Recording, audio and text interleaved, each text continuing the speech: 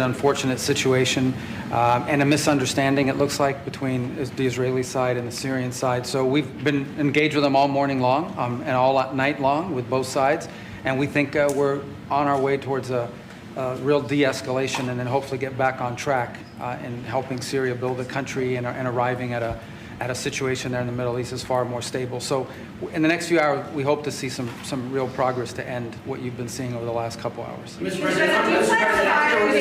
President, Jerome Powell, do you have plans, or if you're back considering firing Jerome Powell, and what's your justification if you're thinking about this to do this? Too late. He's always been too late, hence his nickname, Too Late.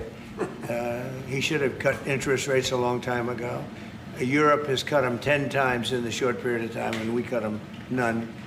The only time he cut them was just before the election to try and help Kamala or Biden, whoever the hell it was, because nobody really knew. Obviously, that didn't work, but he tried to cut them for the Democrats, Kamala. And how did that work out? You'll tell me. It didn't work out too well, did it? But I think he does a terrible job. He's costing us a lot of money. And we fight through it. It's almost, the country's become so successful that it doesn't have a big impact, but it does hurt people wanting to get a mortgage. People want to buy a house. He's a terrible Fed chair. I was surprised he was appointed. I was surprised, frankly, that Biden put him in and extended him, but they did. So, no, we're not planning on doing anything. We're very concerned. He's doing a little renovation for $2.5 billion of the Fed, building a renovation, and they have a close to $900 million cost overrun, and it's a shame. But the biggest cost overrun is the cost overrun for interest rates, because we should be paying 3 points lower, and we would save $1 trillion a year in interest if that were the case. And all it is the stroke of a pen. And that goes for his board, too, because his board is not doing the job, because they should try and rein this guy in. So he's doing a lousy job, but no, I'm not talking about that. Fortunately, we get to make a change in the next, 8 months or so. And we'll pick somebody that's good, and we'll pick somebody. I just want a fair job. We want to see lower interest rates. Our country deserves it. We're making a lot of money. We're doing great as a country. We have no inflation, record stock market, record business, record everything. Everything's a record now. We had the worst inflation in history under Biden, and now we have almost no inflation. We've done a great job, and we should have the interest rates cut. So you were saying the other day that Scott Bessent, you're so happy with him at Treasury that he's not your top option to replace Jerome Powell, whenever that may be, whenever you decide what you want to do with him. Scott's doing a very good job. I'm very happy with Scott. Is Kevin Hassett on the top of your list? Kevin's somebody would consider. Kevin is fantastic, too. We have a lot of good people for that job. It's not a tough job, to be honest. Assuming you're smart, it's not a tough job. If you're a dummy, then I guess it's a tough job. But it might be one of the easiest jobs I've ever seen. And now on top of it, he's building a close to $3 billion little nest egg for himself. He's not doing the right job. We should be saving $1 trillion a year in interest. When he talks about cost, we should be saving. Think of it, $1 trillion a year. Add that with the tariffs and everything else. But he just doesn't want. He's a knucklehead. But we'll see how that. We'll see how he's listening to this. Yeah, that's a strange conversation. But we like to say it like it is. But we have a lot of people that want that job very badly, and I'm only interested in low-interest people, sure, frankly, because you don't need. I know. So they had the 71 different economists and people experts that they picked about a month ago. I was the only one, along with one person from maybe the Wharton School of Finance. The two of us got it right. 69 people, including Powell, got it wrong. And he wants to hire thousands of new people to help him decide where we're going in the future. It only takes one good mind. It doesn't take 5,000 good minds. So they're expanding the Fed. It's the dumbest thing I've heard of. But it's very autonomous. Just to follow up on that, sir, are you completely ruling out the idea of firing Jerome Powell? I don't rule out anything, but I think it's highly unlikely unless he has to leave for fraud. I mean, it's possible there's fraud involved with the $2.7 billion renovation. This is a renovation. How do you spend $2.7 billion? And he didn't have proper clearance, et cetera, et cetera. So you know that's going on. So, you know, there could be something to that, but I think he's not doing a good job. He's got a very easy job to do. You know what he has to do? Lower interest rates. Have you drafted a letter to PayPal if you decide that you are going to fire him? Have you drafted a No, I letter? haven't drafted a letter. So you didn't show a letter to Republican lawmakers last night? No, I talked about the concept of fire him. I said, what do you think? Almost every one of them said I should. But I'm more conservative than they are. Mr. President, No, we talked about it. In fact, we had 11 of the 12 people here yesterday, you know, for a very big bill having to do with crypto, et cetera, and other things. And all of the votes are going with us, every single vote. But during the conversation, when we were talking about it, I asked, what would you do about that? They all said would fire him. Mr. President. Mr. President. Thank you for taking the question, sir. You were in Pennsylvania yesterday. You unveiled $92 billion worth of investments. One of those jumped out, though, $15 billion in Homer City to build the largest natural gas power plant ever. I was at the rally where you told Homer City residents that you would not forget them when the biggest coal plant in Pennsylvania closed down. You delivered for them yesterday. What message do you have to those residents? Well, I'm happy. Homer City, I was there, and I said, I'm going to produce something, I don't know what, because they had shut down this massive coal plant, one of the biggest in the country. And it was just purchased by the gentleman that you met yesterday, a very substantial man. I don't know if he's maybe not as substantial as you, I'm not sure.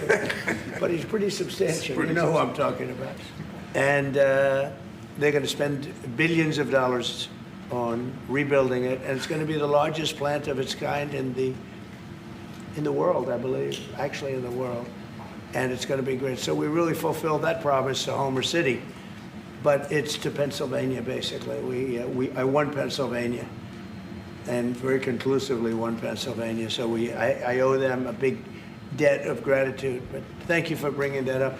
We raised 92, it's actually going over 100, so it'll be over $100 billion to be invested in Pennsylvania. It was Pennsylvania Energy Project. And we had, everybody was there. Larry Fink was there. I mean, everybody was there and done a great job. The senator did a great job. And we were very proud. That was a great meeting yesterday. Thank you very much. Mr. President. Actually, for each of you, so for the Crown Prince, are you planning on taking any of the Patriot missiles that you're going to receive from the United States and divert those to help Ukraine? We have no current plans, as we have an operational requirement inside Bahrain to keep them there for the present time. At least. He's got plenty of them, too. And Mr. President, on the fentanyl bill, They're wonderful. They're wonderful pieces of kit. They work very well. American technology is the best. Yep. and on the fentanyl bill that you're That's signing. maybe the most important part of this. He has his choice of everything, and we make the best military equipment by far in the Bar world. none. There's nothing close, right? Bar none. Yeah, thank you. And on the fentanyl bill that you're signing today, do you hope that that's going to restart law enforcement cooperation with China on getting the fentanyl? Yeah, I think China's been helping out. I mean, it's been a terrible situation for many years with fentanyl, but since I came here, we're talking to them, and they're making big steps. They're also, as you know, being penalized. You know that, right? They're being penalized with tariffs because of the fentanyl, but they want to do something. We'll see what happens. Mr. President, I know. Please. Thank you, Mr. President. An American from Tampa was beaten to death. He was killed by Israeli settlers in the West Bank. His family has been calling on you to help prosecute his killers. Are you going to do that? An American from Tampa? Yeah, your first sentence is really, go ahead. Okay, an American citizen from Yeah. Tampa, Florida, has been killed in the West Bank.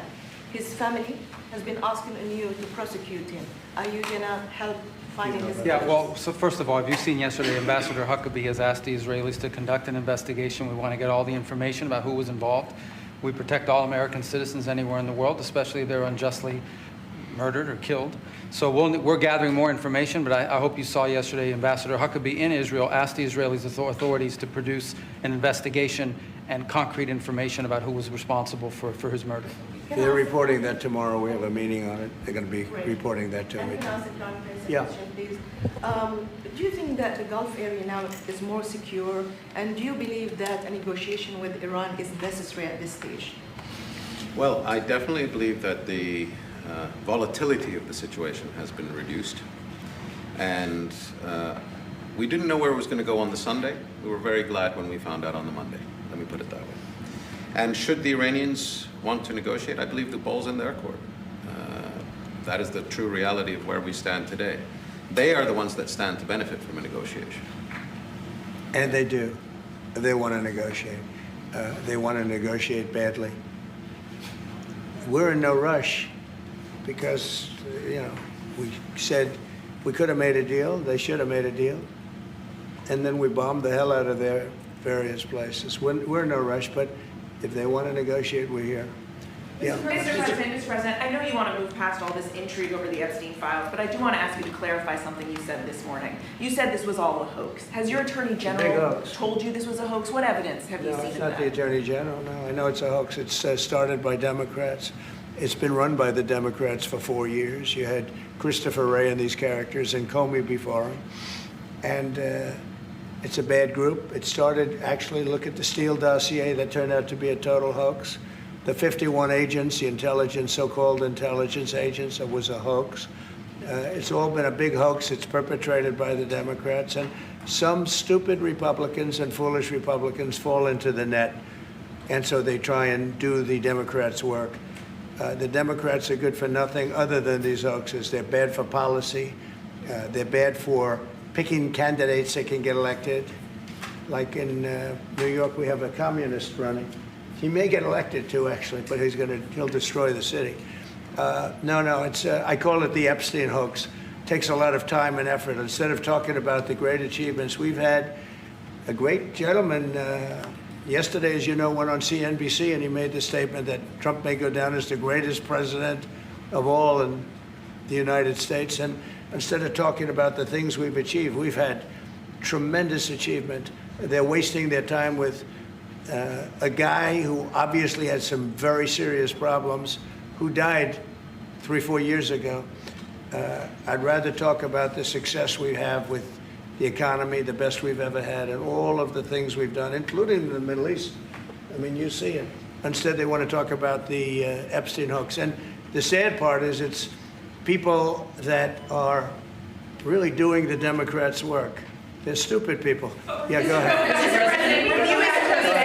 Mr. President, there's lots of reports coming into this meeting that you planned on firing Fed Chair Jay Powell. Markets Is that reacted. right? Those are reports, but they're not true. So what would be useful to know, are you committed to picking someone from the outside? Are you going to interview individuals that are so on the many board people right that now? want that job.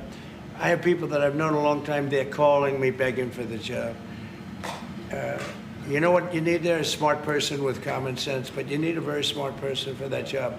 I think it's one of the easiest jobs in government. You show up once a month and you make a statement about where the economy's going, and we're going to raise or lower interest rates. It's probably the easiest job I've ever seen.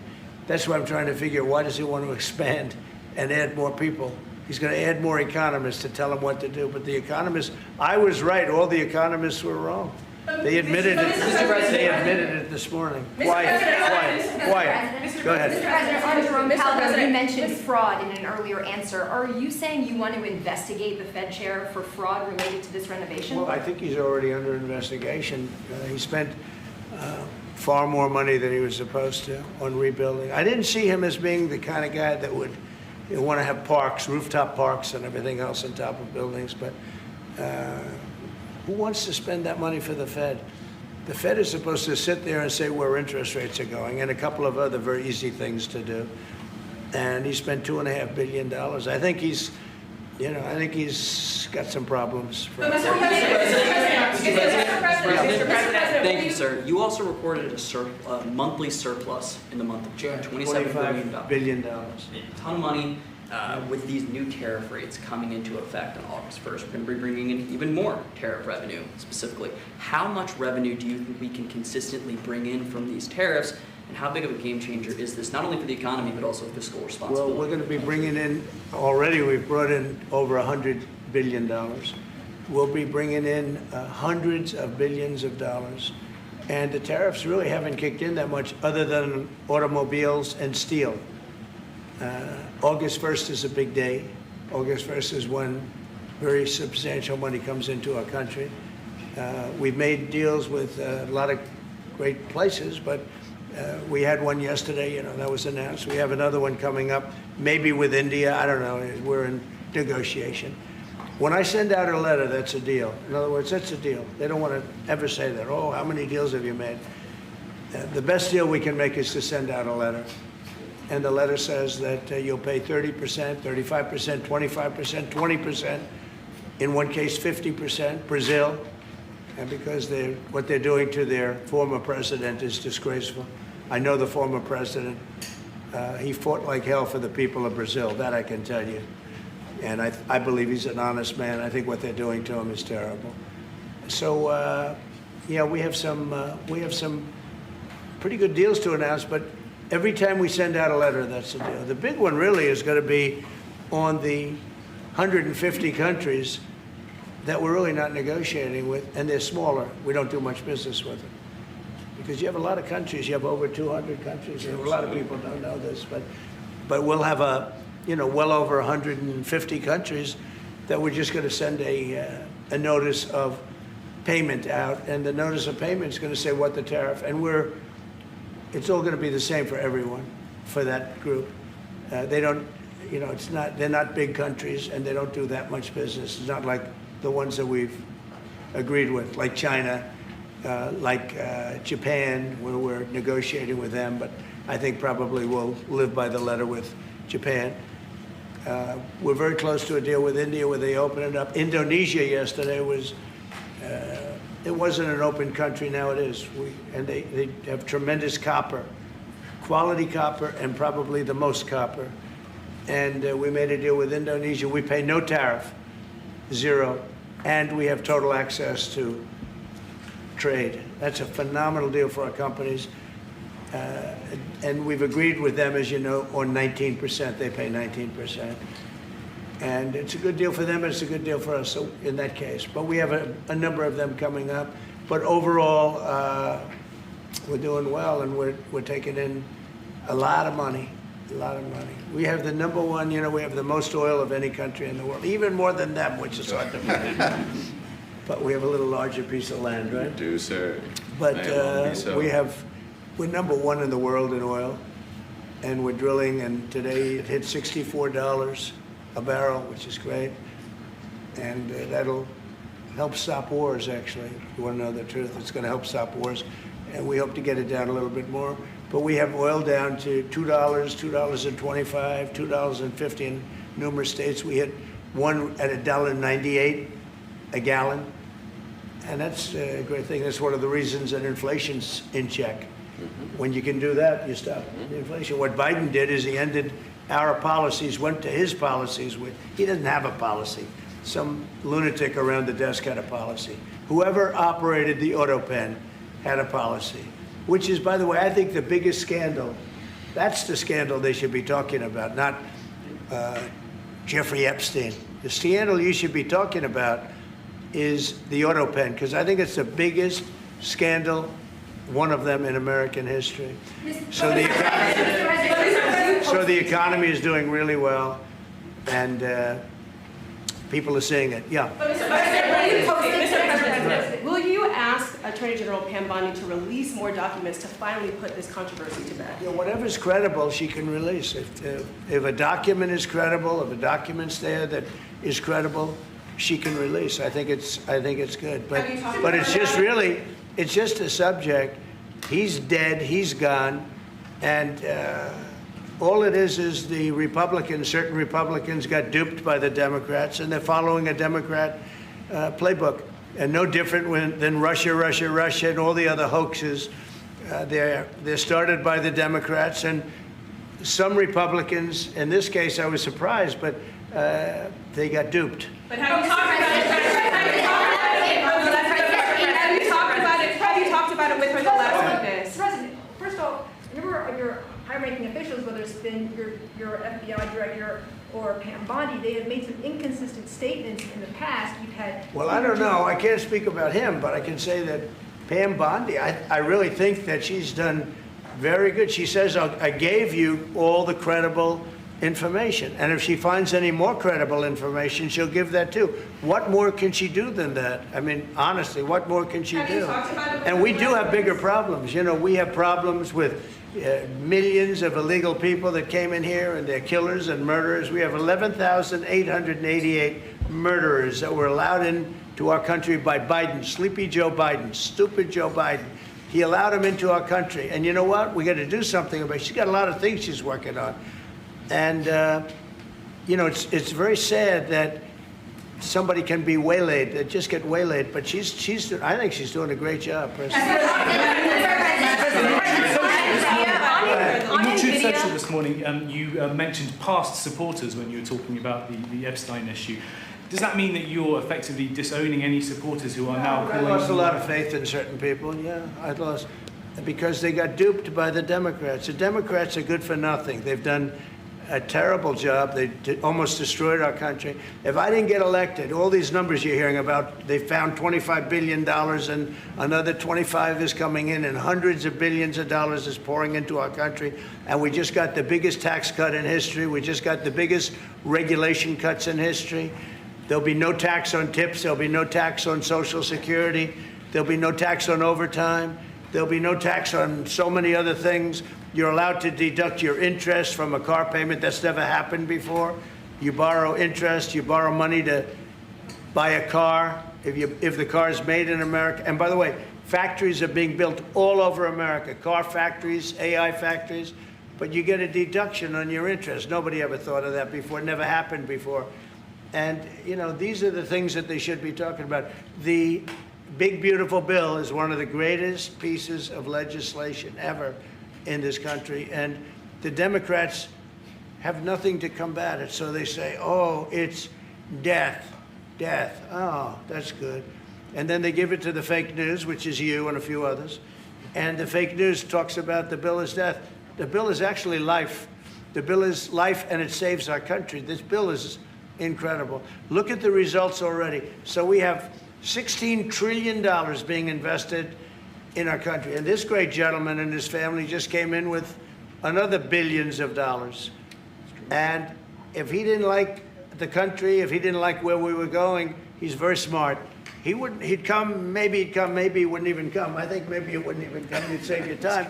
But, because, you know, it's one of those things. But if he didn't like where this country was, he wouldn't be investing billions of dollars in this country.